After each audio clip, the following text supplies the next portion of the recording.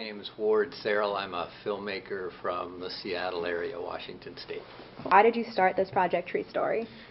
I started TreeStory because my whole life has been defined by trees. Wherever I've lived, I've always found a real special tree somewhere in my life. And I was living up in Alaska and actually made a promise to a tree, a cedar tree, that one day I would do something for the trees. And then I started to tell this story that I actually have, a relationship with a tree, a personal connection. And I found more and more people said that they had tree stories. So I said, well, why don't I make a film about people's relationship to trees? And that became this web series called TreeStory, which is people's connection to trees. It's a series for people that love trees. Why do you think we have a connection to trees? Like, why do so many people have I think we have a connection to trees? So many people have these connections. Why do you think that is?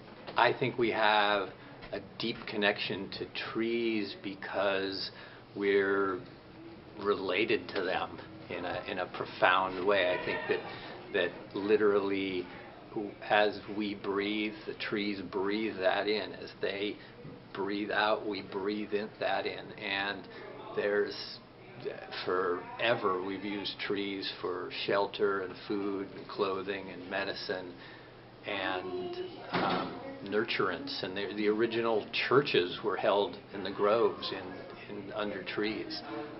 So we're tree people. So some people say we're the walking trees, or they're the standing people. The most rewarding process are about creating this documentary? The most rewarding process for me is to find out how many people have stories and connections to trees and are willing to work for them, and realize that our fate is deeply connected to trees' fate. That our fate is deeply connected to the fate of trees.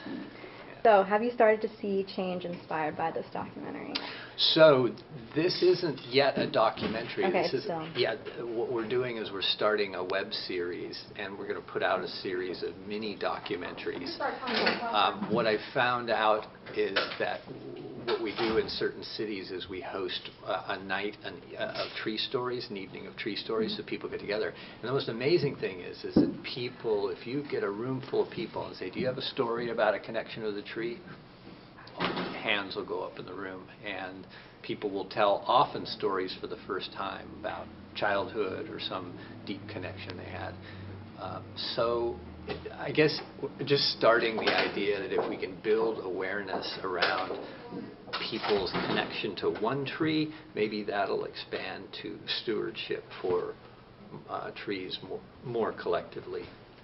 What piece of advice would you give to Casey Trees and our followers or readers? What's something that you want them to know?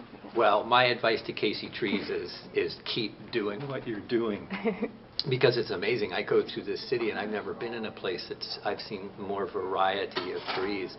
So I think what you're doing is profound, especially in an urban area, getting people to be aware of these trees that are all around them that they may not even be noticing, and that their livelihood and their quality of life is dependent on.